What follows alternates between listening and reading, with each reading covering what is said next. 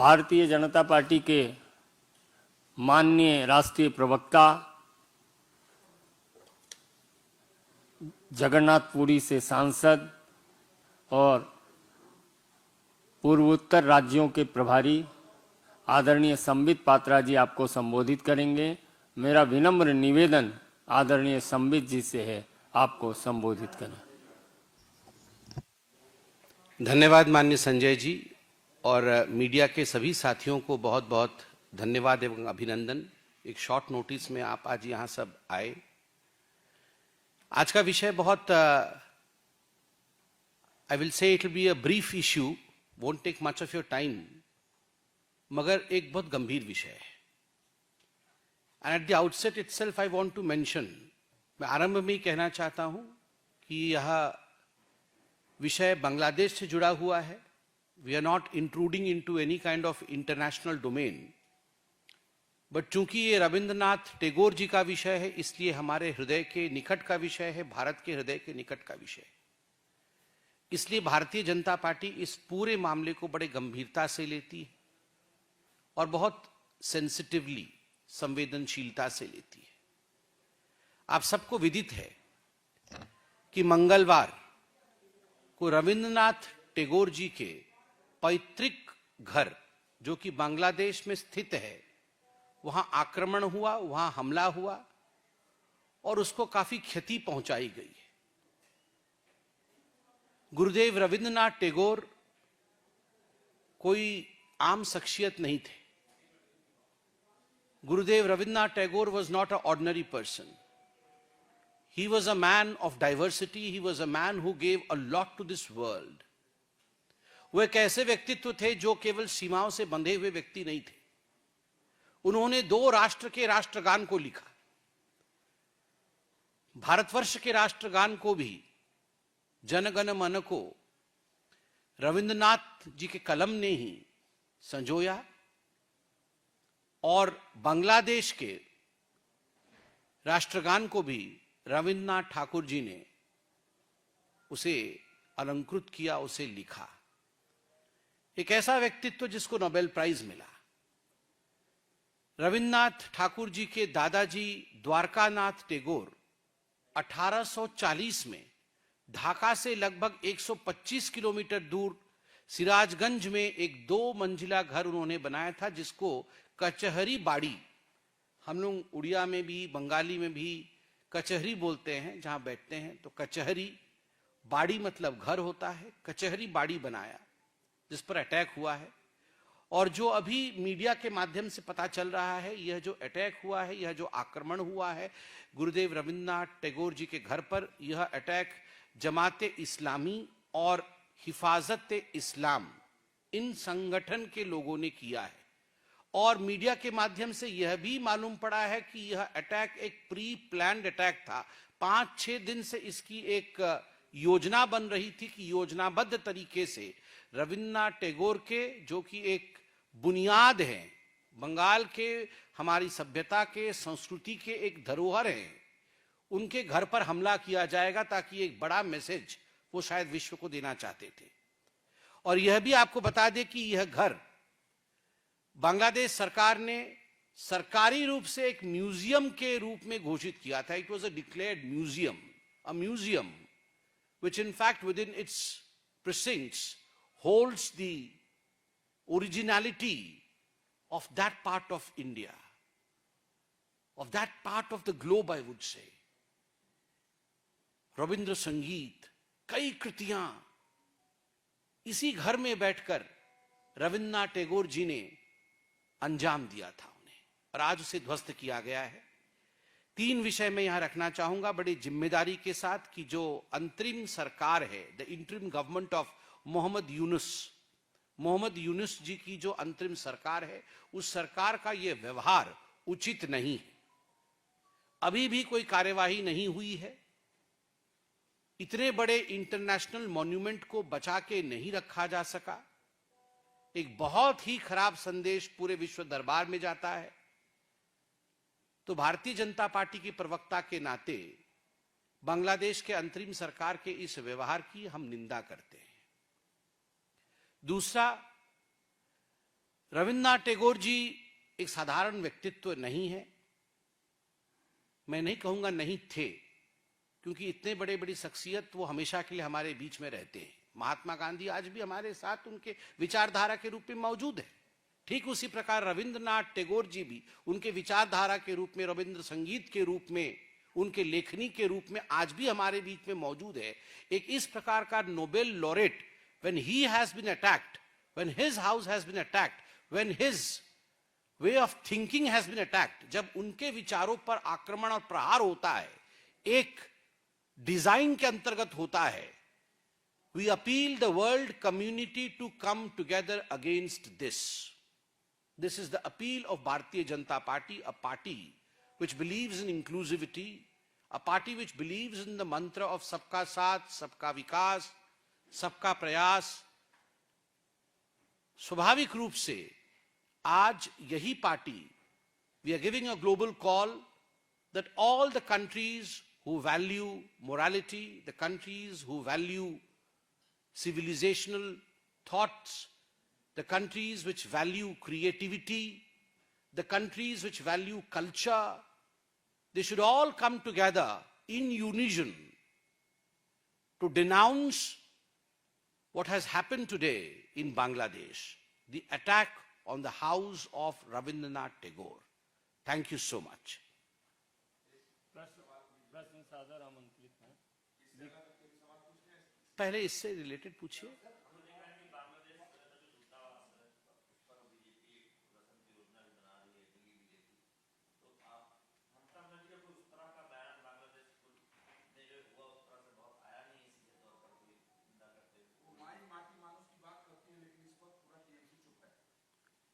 देखिए, पहली बात तो है भारतीय जनता पार्टी का इसके बाद किस प्रकार का रुख रहेगा, क्या हमारी पार्टी करेगी, ये अभी मैं अवगत नहीं हूं। दिल्ली बीजेपी इस पे आपको बताएगी। और हम एक लोकतांत्रिक पार्टी है, स्वाभाविक रूप से लोकतांत्रिक रूप से अपने धरोहर को बचाने के लिए, अपने संस्कारों के हित के लिए जो हमें करना होगा हम अवश्य करेंगे, लोकतांत्रिक रूप से करेंगे। हम अपनी सीमाओं को जानते हैं कि कहाँ अंतर्राष्ट्रीय सीमाएं आरंभ होती हैं, और उन सीमाओं के अंदर रहकर किस प्रकार से विरोध को जताना है वह भी हम करेंगे। जहां तक आपने ममता बनर्जी जी के विषय में पूछा है, ममता जी के बारे में ममता जी ही जवाब दे सकती हैं, और मैं तो आप लोगों से आग्रह करूंगा, आप सशक्त माध्यम है, ममता जी से पूछिए क्यों नहीं आवाज उठाया है उन्होंने अभी तक। और रविन्द्रनाथ टैगोर कोई केवल बंगाल के धरोहर थे ऐसा नहीं। Rabindranath Tagore was one of the most renowned personalities of the world, and we are proud as Indians that he belonged to India. And of course, every Bengali is proud and should be proud of the fact that Gurudev Rabindranath Tagore belonged to that part of our country. तो ये स्वाभाविक है कि आज ममता बनर्जी को जो press conference मैं कर रहा हूं, हमसे बहुत पहले ममता जी को तो तुरंत ही इस विषय पे विषय उठाना चाहिए था, मगर वो उठा नहीं पाएंगी शायद इसलिए क्योंकि उन्हें गिल्ट कॉन्शियसनेस है। भारतीय जनता पार्टी आज वोट के विषय में सोच करके ये प्रेस कॉन्फ्रेंस नहीं कर रही है। भारतीय जनता पार्टी ये प्रेस कॉन्फ्रेंस इसलिए कर रही है क्योंकि हमें लग रहा है कि हमारे civilisational value which spread across boundaries, उस पे अटैक हुआ है, तो हमने ये प्रेस कॉन्फ्रेंस किया है। ममता जी प्रेस कॉन्फ्रेंस इसलिए नहीं कर पा रही है क्योंकि उनको लगता है कि सीमा पार से आए लोग उनके वोटर्स हो सकते हैं, उनके वोट बैंक हो सकते हैं। तो they are driven by vote bank politics, we are driven by cultural politics. सांस्कृतिक विरासत की राजनीति है हमारी, इसलिए हम दोनों में पार्थक्यता है, हम दोनों में अंतर है। और कोई प्रश्न?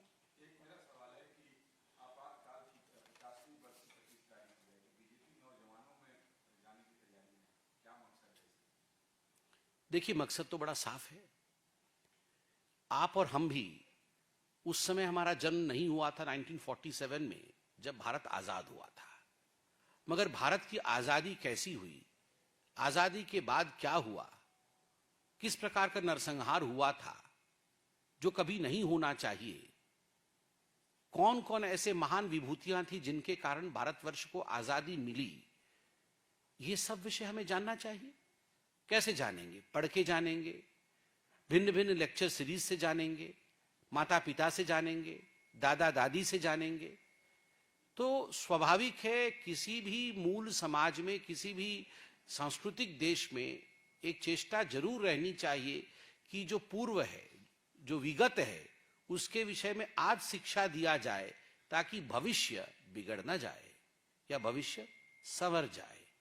तो भारतीय जनता पार्टी इस बात पर विश्वास रखती है कि जो महापाप कांग्रेस पार्टी ने इमरजेंसी को इस देश के ऊपर थोप करके तत्कालीन प्रधानमंत्री इंदिरा गांधी जी ने केवल और केवल अपने महत्वाकांक्षा को ऊपर रखने के लिए जिस प्रकार से शी सैक्रिफाइस्ड, बलि दे दिया हिंदुस्तान के संविधान के लिए, संविधान का, and that was the darkest period of Indian history, democratic history. स्वाभाविक है जो बच्चे उस विषय में उनको पता नहीं है, उनको वो ज्ञान उन तक पहुंचाना ताकि भविष्य में ऐसी बातें ना हो। क्या क्या चीजें पहले हुई थी, जो लोग हमारे बीच में हैं, मीसा एक्ट के अंतर्गत जो अंदर गए थे जेल में, कैसी यातनाएं वो सहे हैं। आज सौभाग्य है कि उनमें से बहुत सारे हमारे बुजुर्ग हमारे बीच में हैं, उनका आशीर्वाद हमें मिलेगा, उनका आशीर्वचन हमें मिलेगा। ये मॉक पार्लियामेंट होगा तो एक डेमोक्रेटिक तरीके से हमारी युवा वर्ग के बीच में ये पूरा विषय जाएगा जो कि जाना चाहिए ताकि वह भी देश की स्थिति को समझ सके। अंकित गुप्ता।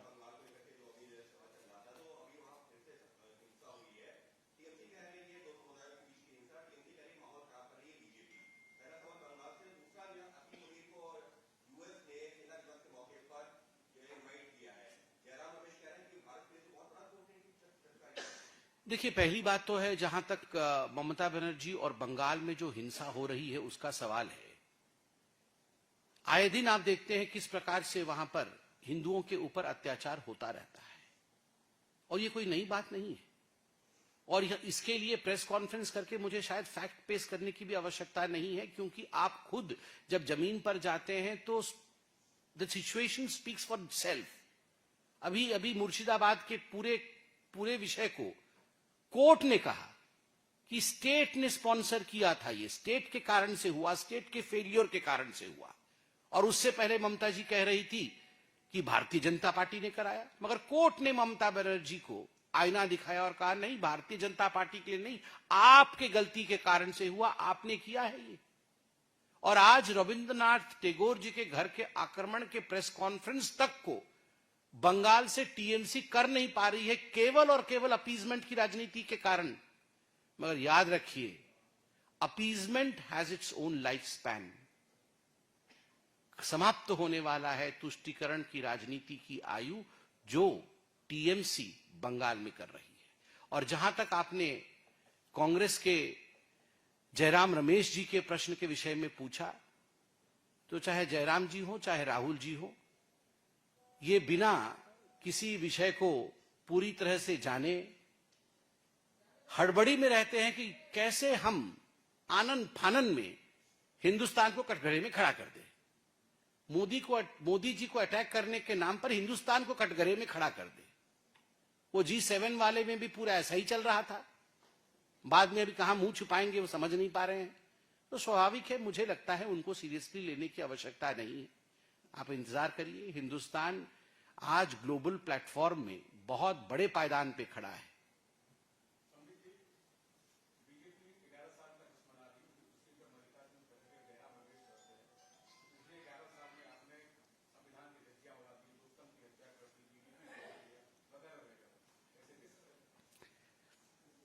आपको क्या लगता है, मल्लिकार्जुन खड़गे जी मेरे पिताजी से भी बड़े हैं उम्र में, मैं बड़े प्यार से आज उनको बोलता हूं कि आपको क्या लगता है मल्लिकार्जुन खड़गे जी जाके अब हमारे 11 साल के प्रेस कॉन्फ्रेंस को संबोधित करेंगे क्या?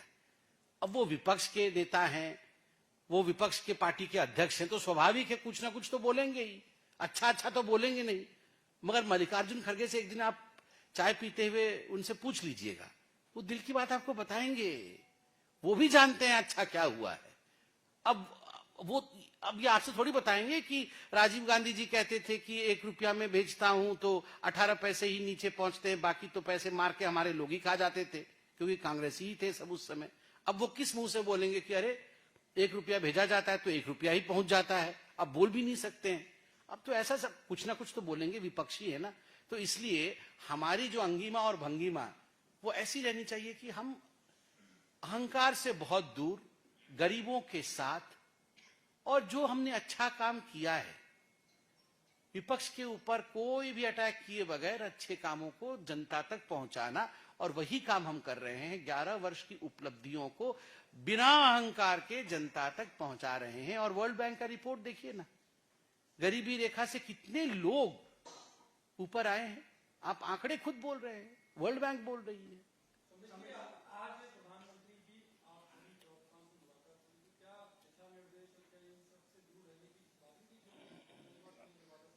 आनंद Pandey,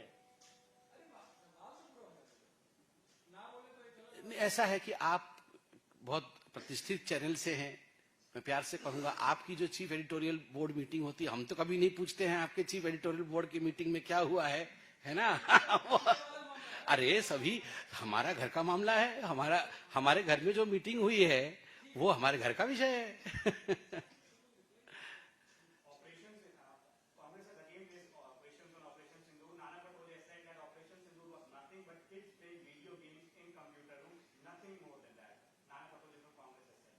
I'm really sorry. I mean, if Nana Patole has really said this, that Operation Sindoor was nothing but kids playing video games in a closed room, I'm sorry about the state of affairs in the Congress party.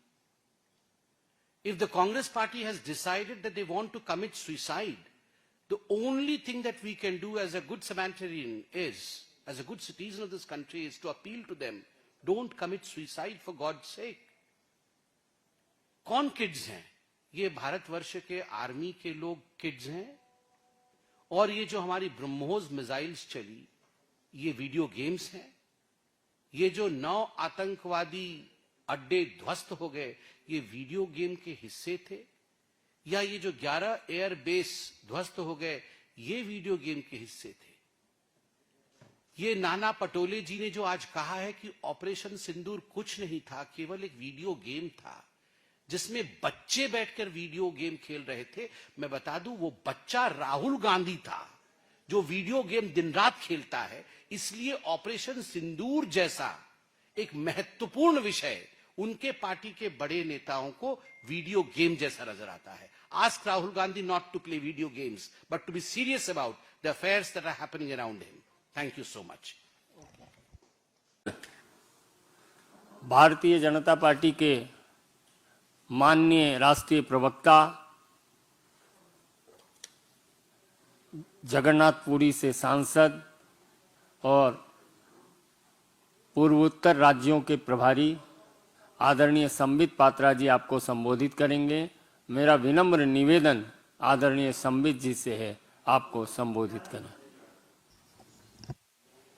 धन्यवाद माननीय संजय जी, और media के सभी साथियों को बहुत बहुत धन्यवाद एवं अभिनंदन। एक शॉर्ट नोटिस में आप आज यहां सब आए। आज का विषय बहुत I will say it will be a brief issue, won't take much of your time, मगर एक बहुत गंभीर विषय है।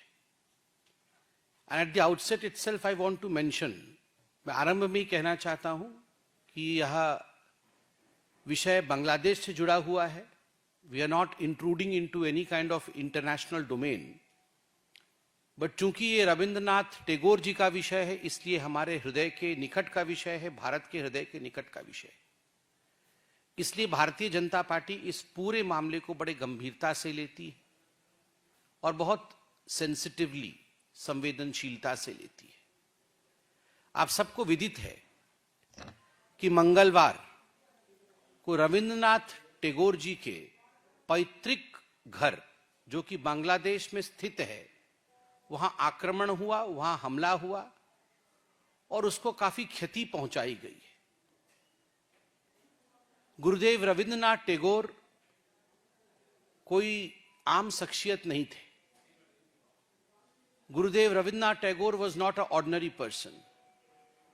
He was a man of diversity. He was a man who gave a lot to this world. वो एक ऐसे व्यक्तित्व थे जो केवल सीमाओं से बंधे हुए व्यक्ति नहीं थे। उन्होंने 2 राष्ट्र के राष्ट्रगान को लिखा। भारतवर्ष के राष्ट्रगान को भी, जन गण मन को, रविंद्रनाथ जी के कलम ने ही संजोया, और बांग्लादेश के राष्ट्रगान को भी रविंद्रनाथ ठाकुर जी ने उसे अलंकृत किया, उसे लिखा। एक ऐसा व्यक्तित्व जिसको नोबेल प्राइज मिला। रविंद्रनाथ ठाकुर जी के दादाजी द्वारकानाथ टैगोर 1840 में ढाका से लगभग 125 किलोमीटर दूर सिराजगंज में एक 2 मंजिला घर उन्होंने बनाया था, जिसको कचहरी बाड़ी, हम लोग उड़िया में भी बंगाली में भी कचहरी बोलते हैं जहां बैठते हैं, तो कचहरी बाड़ी मतलब घर होता है। कचहरी बाड़ी बनाया जिस पर अटैक हुआ है। और जो अभी मीडिया के माध्यम से पता चल रहा है, यह जो अटैक हुआ है, यह जो आक्रमण हुआ है गुरुदेव रविंद्रनाथ टैगोर जी के घर पर, यह अटैक जमाते इस्लामी और हिफाजत इस्लाम, इन संगठन के लोगों ने किया है। और मीडिया के माध्यम से यह भी मालूम पड़ा है कि यह अटैक एक प्री प्लान्ड अटैक था। 5-6 दिन से इसकी एक योजना बन रही थी कि योजनाबद्ध तरीके से रविंद्रनाथ टैगोर के, जो कि एक बुनियाद है बंगाल के, हमारी सभ्यता के, संस्कृति के एक धरोहर हैं, उनके घर पर हमला किया जाएगा, ताकि एक बड़ा मैसेज वो शायद विश्व को देना चाहते थे। और यह भी आपको बता दें कि यह घर बांग्लादेश सरकार ने सरकारी रूप से एक म्यूजियम के रूप में घोषित किया था। It was a declared museum, a museum which in fact within its precincts holds the originality of that part of India, of that part of the globe, I would say. Ravindra संगीत, कई कृतियां इसी घर में बैठकर रविंद्रनाथ टैगोर जी ने अंजाम दिया था उन्हें, और आज उसे ध्वस्त किया गया है। 3 विषय में यहां रखना चाहूंगा बड़ी जिम्मेदारी के साथ कि जो अंतरिम सरकार है, the interim government of Mohammad Yunus ji की जो अंतरिम सरकार है, उस सरकार का यह व्यवहार उचित नहीं है। अभी भी कोई कार्यवाही नहीं हुई है। इतने बड़े इंटरनेशनल मॉन्यूमेंट को बचा के नहीं रखा जा सका। एक बहुत ही खराब संदेश पूरे विश्व दरबार में जाता है। तो भारतीय जनता पार्टी की प्रवक्ता के नाते बांग्लादेश के अंतरिम सरकार के इस व्यवहार की हम निंदा करते हैं। दूसरा, रविंद्रनाथ टैगोर जी एक साधारण व्यक्तित्व नहीं है। मैं नहीं कहूंगा नहीं थे, क्योंकि इतने बड़े बड़ी शख्सियत वो हमेशा के लिए हमारे बीच में रहते हैं। महात्मा गांधी आज भी हमारे साथ उनके विचारधारा के रूप में मौजूद है। ठीक उसी प्रकार रविंद्रनाथ टैगोर जी भी उनके विचारधारा के रूप में, रविंद्र संगीत के रूप में, उनके लेखनी के रूप में आज भी हमारे बीच में मौजूद है। एक इस प्रकार का Nobel laureate, when he has been attacked, when his house has been attacked, when his way of thinking has been attacked, जब उनके विचारों पर आक्रमण और प्रहार होता है, एक डिजाइन के अंतर्गत होता है, we appeal the world community to come together against this. This is the appeal of Bharatiya Janata Party, a party which believes in inclusivity, a party which believes in the mantra of सबका साथ, सबका विकास, सबका प्रयास। स्वाभाविक रूप से आज यही party, we are giving a global call that all the countries who value morality, the countries who value civilizational thoughts, the countries which value creativity, the countries which value culture, they should all come together in unison to denounce what has happened today in Bangladesh, the attack on the house of Rabindranath Tagore. Thank you so much. प्रश्न सादर आमंत्रित हैं। पहले इससे related पूछिए।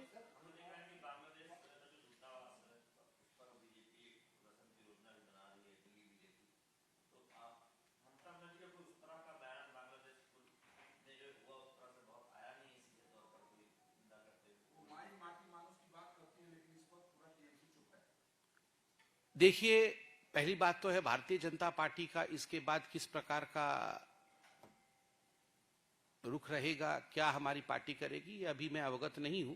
Delhi BJP इस पे आपको बताएगी। और हम एक लोकतांत्रिक पार्टी है, स्वाभाविक रूप से लोकतांत्रिक रूप से अपने धरोहर को बचाने के लिए, अपने संस्कारों के हित के लिए जो हमें करना होगा हम अवश्य करेंगे, लोकतांत्रिक रूप से करेंगे।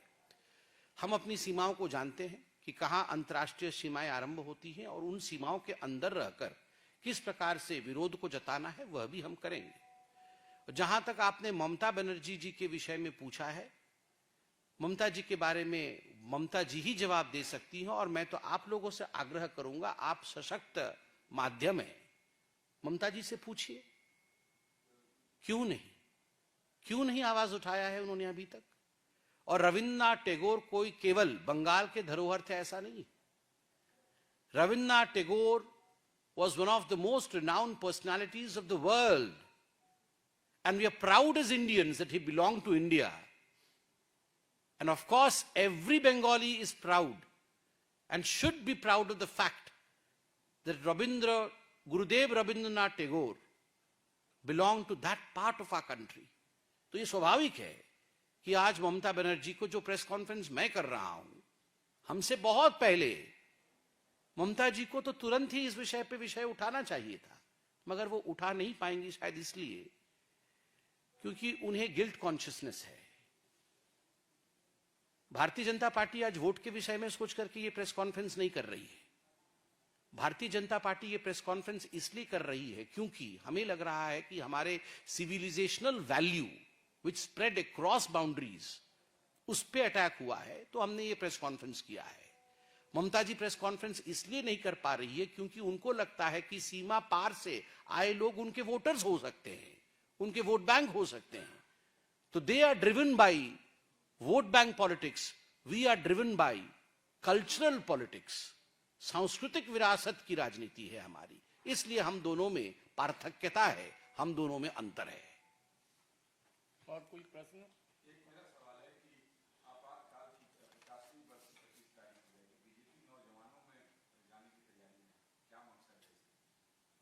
देखिए, मकसद तो बड़ा साफ है। आप और हम भी उस समय, हमारा जन्म नहीं हुआ था 1947 में जब भारत आजाद हुआ था, मगर भारत की आजादी कैसी हुई, आजादी के बाद क्या हुआ, किस प्रकार का नरसंहार हुआ था जो कभी नहीं होना चाहिए, कौन कौन ऐसे महान विभूतियां थी जिनके कारण भारतवर्ष को आजादी मिली, ये सब विषय हमें जानना चाहिए। कैसे जानेंगे? पढ़ के जानेंगे, भिन्न भिन्न लेक्चर सीरीज से जानेंगे, माता पिता से जानेंगे, दादा दादी से जानेंगे। तो स्वाभाविक है किसी भी मूल समाज में, किसी भी सांस्कृतिक देश में एक चेष्टा जरूर रहनी चाहिए कि जो पूर्व है, जो विगत है, उसके विषय में आज शिक्षा दिया जाए ताकि भविष्य बिगड़ न जाए या भविष्य संवर जाए।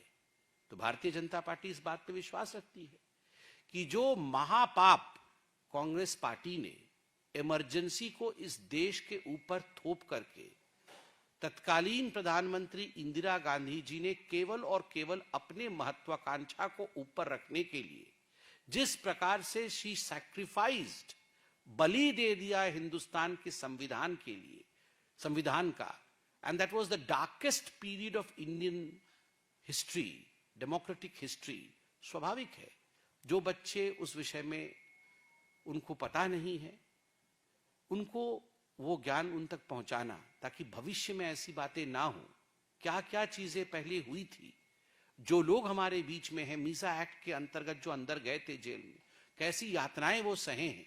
आज सौभाग्य है कि उनमें से बहुत सारे हमारे बुजुर्ग हमारे बीच में हैं, उनका आशीर्वाद हमें मिलेगा, उनका आशीर्वचन हमें मिलेगा। ये मॉक पार्लियामेंट होगा तो एक डेमोक्रेटिक तरीके से हमारी युवा वर्ग के बीच में यह पूरा विषय जाएगा जो कि जाना चाहिए ताकि वह भी देश की स्थिति को समझ सके। अंकित गुप्ता।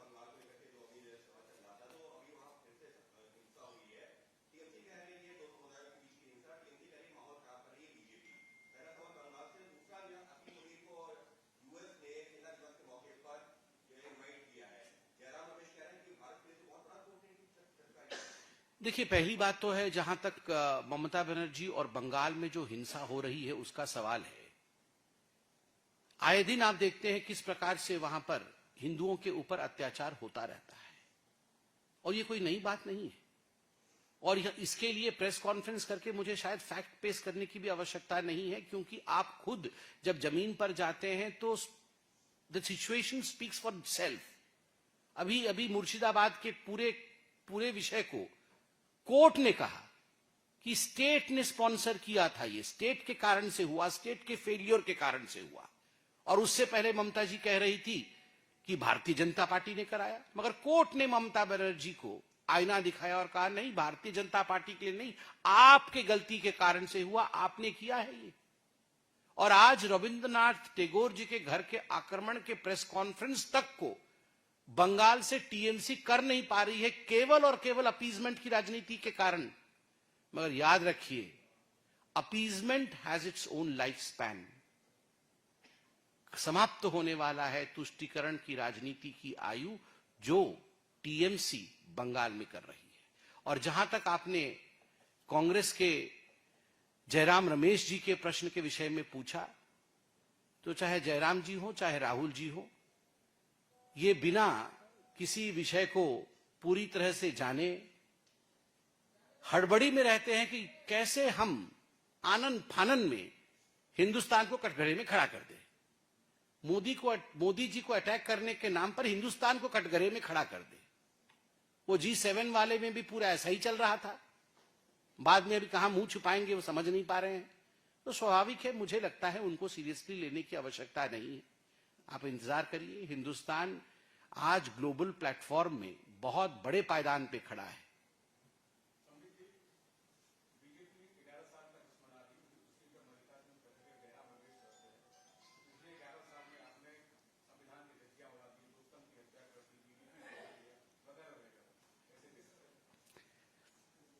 आपको क्या लगता है, मल्लिकार्जुन खड़गे जी मेरे पिताजी से भी बड़े हैं उम्र में, मैं बड़े प्यार से आज उनको बोलता हूं कि आपको क्या लगता है, मल्लिकार्जुन खड़गे जी जाके अब हमारे 11 साल के प्रेस कॉन्फ्रेंस को संबोधित करेंगे क्या? अब वो विपक्ष के नेता हैं, वो विपक्ष के पार्टी के अध्यक्ष हैं, तो स्वाभाविक है कुछ ना कुछ तो बोलेंगे ही। अच्छा तो बोलेंगे नहीं, मगर मल्लिकार्जुन खड़गे से एक दिन आप चाय पीते हुए उनसे पूछ लीजिएगा, वो दिल की बात आपको बताएंगे। वो भी जानते हैं अच्छा क्या हुआ है। अब ये आपसे थोड़ी बताएंगे कि राजीव गांधी जी कहते थे कि 1 रुपया में बेचता हूं तो 18 पैसे ही नीचे पहुंचते हैं, बाकी तो पैसे मार के हमारे लोग ही खा जाते थे, क्योंकि कांग्रेसी ही थे सब उस समय। अब वो किस मुंह से बोलेंगे कि अरे 1 रुपया भेजा जाता है तो 1 रुपया ही पहुंच जाता है, अब बोल भी नहीं सकते हैं। अब तो ऐसा सब कुछ ना कुछ तो बोलेंगे, विपक्षी है ना। तो इसलिए हमारी जो अंगिमा और भंगिमा वो ऐसी रहनी चाहिए कि हम अहंकार से बहुत दूर, गरीबों के साथ, और जो हमने अच्छा काम किया है, विपक्ष के ऊपर कोई भी अटैक किए बगैर अच्छे कामों को जनता तक पहुंचाना, और वही काम हम कर रहे हैं। 11 वर्ष की उपलब्धियों को बिना अहंकार के जनता तक पहुंचा रहे हैं। और वर्ल्ड बैंक का रिपोर्ट देखिए ना, गरीबी रेखा से कितने लोग ऊपर आए हैं। आप आंकड़े खुद बोल रहे हैं, वर्ल्ड बैंक बोल रही है।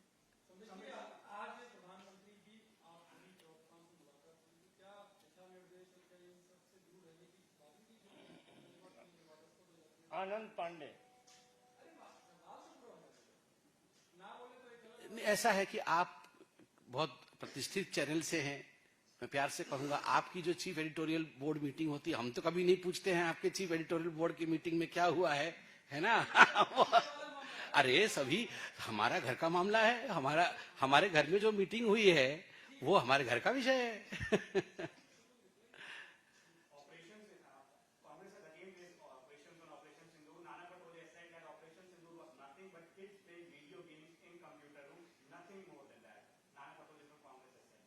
I'm really sorry. I mean, if Nana Patole has really said this, that Operation Sindoor was nothing but kids playing video games in a closed room, I'm sorry about the state of affairs in the Congress party. If the Congress party has decided that they want to commit suicide, the only thing that we can do as a good Samaritan is, as a good citizen of this country, is to appeal to them, don't commit suicide for God sake. कौन kids हैं? ये भारतवर्ष के army के लोग kids हैं। और ये जो हमारी ब्रह्मोस मिसाइल्स चली, ये वीडियो गेम्स हैं। ये जो 9 आतंकवादी अड्डे ध्वस्त हो गए, ये वीडियो गेम के हिस्से थे। या ये जो 11 एयरबेस ध्वस्त हो गए, ये वीडियो गेम के हिस्से थे।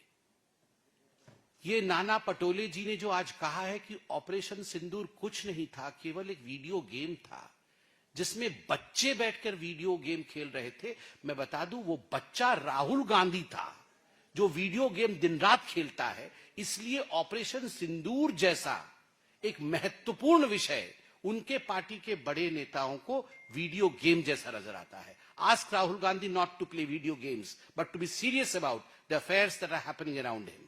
Thank you sir. Bharatiya Janata party के माननीय राष्ट्रीय प्रवक्ता जगन्नाथपुरी से सांसद और पूर्वोत्तर राज्यों के प्रभारी आदरणीय संबित पात्रा जी आपको संबोधित करेंगे। मेरा विनम्र निवेदन आदरणीय संबित जी से है, आपको संबोधित करें। धन्यवाद माननीय संजय जी, और मीडिया के सभी साथियों को बहुत बहुत धन्यवाद एवं अभिनंदन। एक शॉर्ट नोटिस में आप आज यहाँ सब आए। आज का विषय बहुत I will say it will be a brief issue, won't take much of your time, मगर एक बहुत गंभीर विषय है। And at the outset itself I want to mention, मैं आरंभ में ही कहना चाहता हूं कि यह विषय बांग्लादेश से जुड़ा हुआ है। We are not intruding into any kind of international domain, but चूंकि ये रविंद्रनाथ टैगोर जी का विषय है, इसलिए हमारे हृदय के निकट का विषय है, भारत के हृदय के निकट का विषय।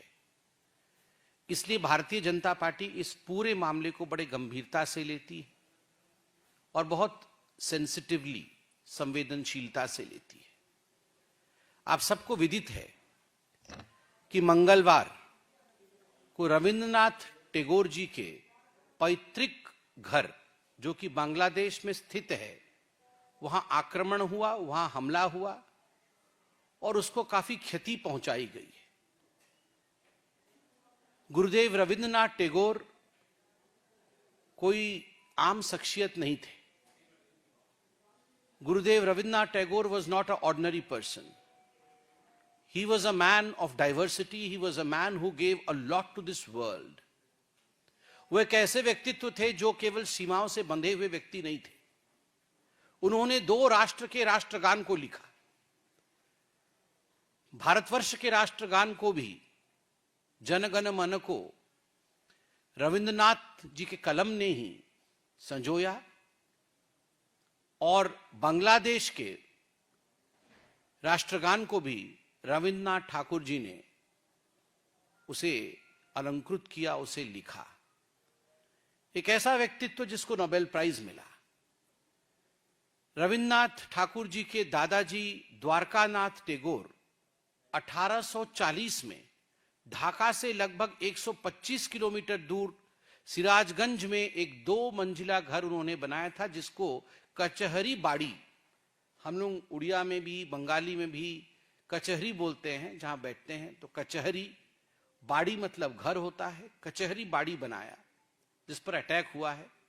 और जो अभी मीडिया के माध्यम से पता चल रहा है, यह जो अटैक हुआ है, यह जो आक्रमण हुआ है गुरुदेव रविंद्रनाथ टैगोर जी के घर पर, यह अटैक जमाते इस्लामी और हिफाजत इस्लाम, इन संगठन के लोगों ने किया है।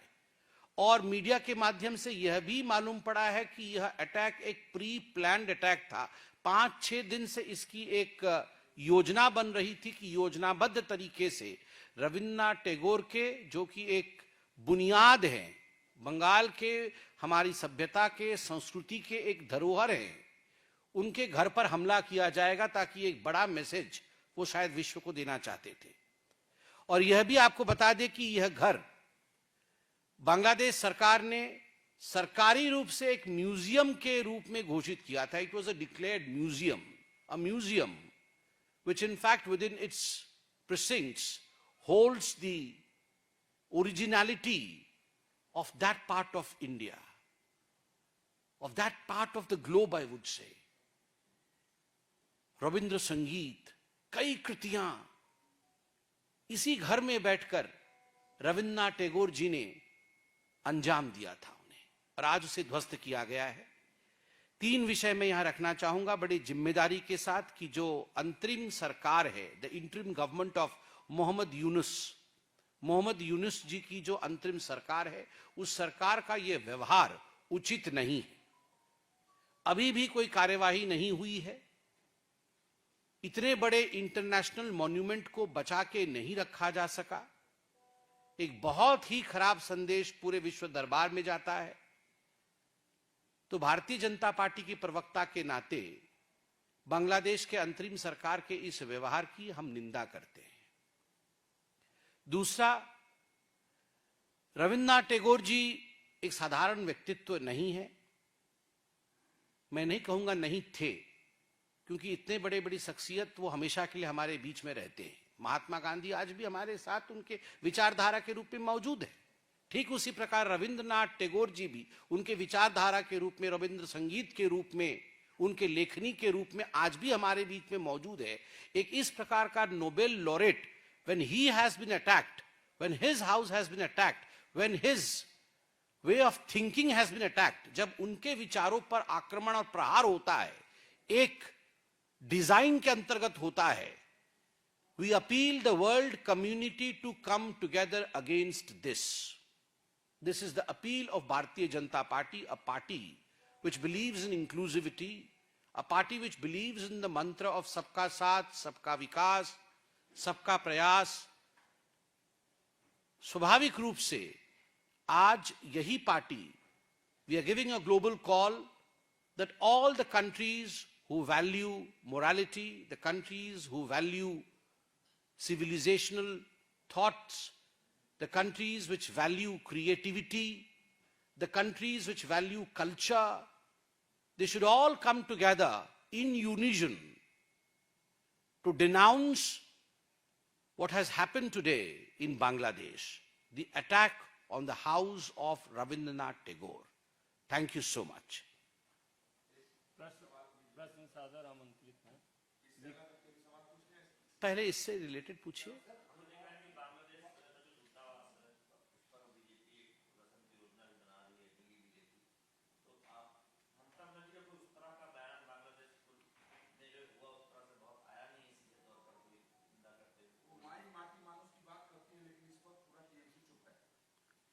देखिए, पहली बात तो है भारतीय जनता पार्टी का इसके बाद किस प्रकार का रुख रहेगा, क्या हमारी पार्टी करेगी, ये अभी मैं अवगत नहीं हूं। दिल्ली बीजेपी इस पे आपको बताएगी। और हम एक लोकतांत्रिक पार्टी है, स्वाभाविक रूप से लोकतांत्रिक रूप से अपने धरोहर को बचाने के लिए, अपने संस्कारों के हित के लिए जो हमें करना होगा हम अवश्य करेंगे, लोकतांत्रिक रूप से करेंगे। हम अपनी सीमाओं को जानते हैं कि कहां अंतर्राष्ट्रीय सीमाएं आरंभ होती हैं, और उन सीमाओं के अंदर रहकर किस प्रकार से विरोध को जताना है वह भी हम करेंगे। जहां तक आपने ममता बनर्जी जी के विषय में पूछा है, ममता जी के बारे में ममता जी ही जवाब दे सकती हैं। और मैं तो आप लोगों से आग्रह करूंगा, आप सशक्त माध्यम है, ममता जी से पूछिए क्यों नहीं आवाज उठाया है उन्होंने अभी तक। और रविन्द्रनाथ टैगोर कोई केवल बंगाल के धरोहर थे ऐसा नहीं। Rabindranath Tagore was one of the most renowned personalities of the world, and we are proud as Indians that he belonged to India. And of course every Bengali is proud and should be proud of the fact that Gurudev Rabindranath Tagore belonged to that part of our country. तो ये स्वाभाविक है कि आज ममता बनर्जी को जो press conference मैं कर रहा हूं, हमसे बहुत पहले ममता जी को तो तुरंत ही इस विषय पे विषय उठाना चाहिए था, मगर वो उठा नहीं पाएंगी शायद इसलिए क्योंकि उन्हें गिल्ट कॉन्शियसनेस है। भारतीय जनता पार्टी आज वोट के विषय में सोच करके ये प्रेस कॉन्फ्रेंस नहीं कर रही है। भारतीय जनता पार्टी ये प्रेस कॉन्फ्रेंस इसलिए कर रही है क्योंकि हमें लग रहा है कि हमारे civilisational value which spread across boundaries, उस पे अटैक हुआ है, तो हमने ये प्रेस कॉन्फ्रेंस किया है। ममता जी प्रेस कॉन्फ्रेंस इसलिए नहीं कर पा रही है क्योंकि उनको लगता है कि सीमा पार से आए लोग उनके वोटर्स हो सकते हैं, उनके वोट बैंक हो सकते हैं। तो they are driven by vote bank politics, we are driven by cultural politics. सांस्कृतिक विरासत की राजनीति है हमारी, इसलिए हम दोनों में पार्थक्यता है, हम दोनों में अंतर है। और कोई प्रश्न?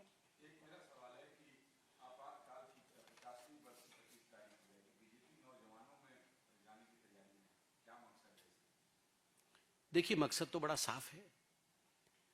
आप और हम भी, उस समय हमारा जन्म नहीं हुआ था 1947 में जब भारत आजाद हुआ था, मगर भारत की आजादी कैसी हुई, आजादी के बाद क्या हुआ, किस प्रकार का नरसंहार हुआ था जो कभी नहीं होना चाहिए, कौन कौन ऐसे महान विभूतियां थी जिनके कारण भारतवर्ष को आजादी मिली, ये सब विषय हमें जानना चाहिए। कैसे जानेंगे? पढ़ के जानेंगे, भिन्न भिन्न लेक्चर सीरीज से जानेंगे, माता पिता से जानेंगे, दादा दादी से जानेंगे। तो स्वाभाविक है किसी भी मूल समाज में, किसी भी सांस्कृतिक देश में एक चेष्टा जरूर रहनी चाहिए कि जो पूर्व है, जो विगत है, उसके विषय में आज शिक्षा दिया जाए ताकि भविष्य बिगड़ न जाए या भविष्य संवर जाए। तो भारतीय जनता पार्टी इस बात पर विश्वास रखती है कि जो महापाप कांग्रेस पार्टी ने इमरजेंसी को इस देश के ऊपर थोप करके तत्कालीन प्रधानमंत्री इंदिरा गांधी जी ने केवल और केवल अपने महत्वाकांक्षा को ऊपर रखने के लिए जिस प्रकार से शी सैक्रिफाइस्ड, बलि दे दिया हिंदुस्तान के संविधान के लिए, संविधान का, and that was the darkest period of Indian history, democratic history. स्वाभाविक है जो बच्चे उस विषय में उनको पता नहीं है, उनको वो ज्ञान उन तक पहुंचाना ताकि भविष्य में ऐसी बातें ना हो। क्या क्या चीजें पहले हुई थी, जो लोग हमारे बीच में हैं, मीसा एक्ट के अंतर्गत जो अंदर गए थे जेल में, कैसी यातनाएं वो सहे हैं। आज सौभाग्य है कि उनमें से बहुत सारे हमारे बुजुर्ग हमारे बीच में हैं, उनका आशीर्वाद हमें मिलेगा, उनका आशीर्वचन हमें मिलेगा। ये मॉक पार्लियामेंट होगा तो एक डेमोक्रेटिक तरीके से हमारी युवा वर्ग के बीच में यह पूरा विषय जाएगा जो कि जाना चाहिए ताकि वह भी देश की स्थिति को समझ सके। अंकित गुप्ता।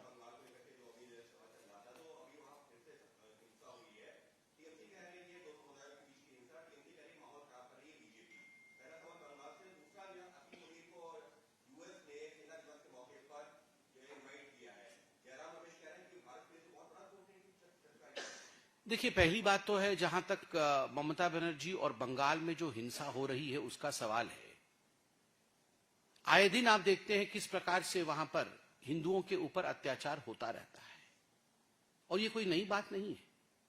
और इसके लिए प्रेस कॉन्फ्रेंस करके मुझे शायद फैक्ट पेश करने की भी आवश्यकता नहीं है, क्योंकि आप खुद जब जमीन पर जाते हैं तो the situation speaks for self. अभी अभी मुर्शिदाबाद के पूरे विषय को कोर्ट ने कहा कि स्टेट ने स्पॉन्सर किया था, ये स्टेट के कारण से हुआ, स्टेट के फेलियर के कारण से हुआ। और उससे पहले ममता जी कह रही थी कि भारतीय जनता पार्टी ने कराया, मगर कोर्ट ने ममता बनर्जी को आईना दिखाया और कहा नहीं, भारतीय जनता पार्टी के लिए नहीं, आपके गलती के कारण से हुआ, आपने किया है ये। और आज रविंद्रनाथ टैगोर जी के घर के आक्रमण के प्रेस कॉन्फ्रेंस तक को बंगाल से टीएमसी कर नहीं पा रही है, केवल और केवल अपीजमेंट की राजनीति के कारण। मगर याद रखिए, appeasement has its own life span. समाप्त होने वाला है तुष्टीकरण की राजनीति की आयु जो टीएमसी बंगाल में कर रही है। और जहां तक आपने कांग्रेस के जयराम रमेश जी के प्रश्न के विषय में पूछा, तो चाहे जयराम जी हो चाहे राहुल जी हो, ये बिना किसी विषय को पूरी तरह से जाने हड़बड़ी में रहते हैं कि कैसे हम आनन फानन में हिंदुस्तान को कटघरे में खड़ा कर दें। मोदी जी को अटैक करने के नाम पर हिंदुस्तान को कटघरे में खड़ा कर दे।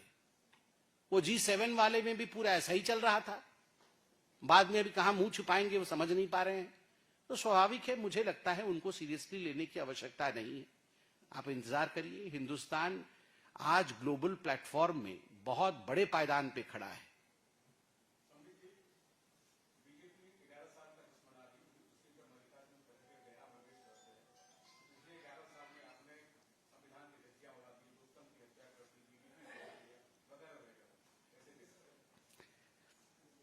नहीं, आपको क्या लगता है मल्लिकार्जुन खड़गे जी मेरे पिताजी से भी बड़े हैं उम्र में, मैं बड़े प्यार से आज उनको बोलता हूं कि आपको क्या लगता है मल्लिकार्जुन खड़गे जी जाके अब हमारे 11 साल के प्रेस कॉन्फ्रेंस को संबोधित करेंगे क्या? अब वो विपक्ष के नेता हैं, वो विपक्ष के पार्टी के अध्यक्ष हैं, तो स्वाभाविक है कुछ ना कुछ तो बोलेंगे ही, अच्छा अच्छा तो बोलेंगे नहीं। मगर मल्लिकार्जुन खड़गे से एक दिन आप चाय पीते हुए उनसे पूछ लीजिएगा, वो दिल की बात आपको बताएंगे, वो भी जानते हैं अच्छा क्या हुआ है। अब ये आपसे थोड़ी बताएंगे कि राजीव गांधी जी कहते थे कि 1 रुपया में बेचता हूं तो 18 पैसे ही नीचे पहुंचते हैं, बाकी तो पैसे मार के हमारे लोग ही खा जाते थे, क्योंकि कांग्रेसी ही थे सब उस समय। अब वो किस मुंह से बोलेंगे कि अरे 1 रुपया भेजा जाता है तो 1 रुपया ही पहुंच जाता है, अब बोल भी नहीं सकते हैं। अब तो ऐसा सब कुछ ना कुछ तो बोलेंगे, विपक्षी है ना। तो इसलिए हमारी जो अंगिमा और भंगिमा वो ऐसी रहनी चाहिए कि हम अहंकार से बहुत दूर, गरीबों के साथ, और जो हमने अच्छा काम किया है, विपक्ष के ऊपर कोई भी अटैक किए बगैर अच्छे कामों को जनता तक पहुंचाना, और वही काम हम कर रहे हैं। 11 वर्ष की उपलब्धियों को बिना अहंकार के जनता तक पहुंचा रहे हैं। और वर्ल्ड बैंक का रिपोर्ट देखिए ना, गरीबी रेखा से कितने लोग ऊपर आए हैं। आप आंकड़े खुद बोल रहे हैं, वर्ल्ड बैंक बोल रही है।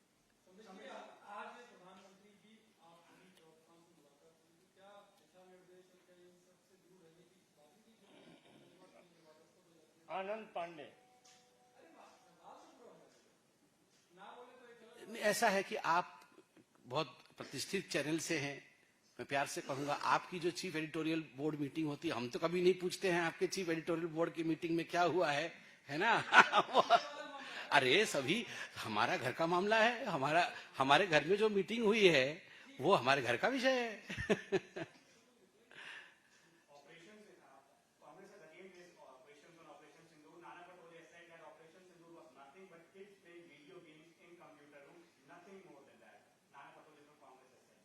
I'm really sorry. I mean, if Nana Patole has really said this, that Operation Sindoor was nothing but kids playing video games in a closed room, I'm sorry about the state of affairs in the Congress party.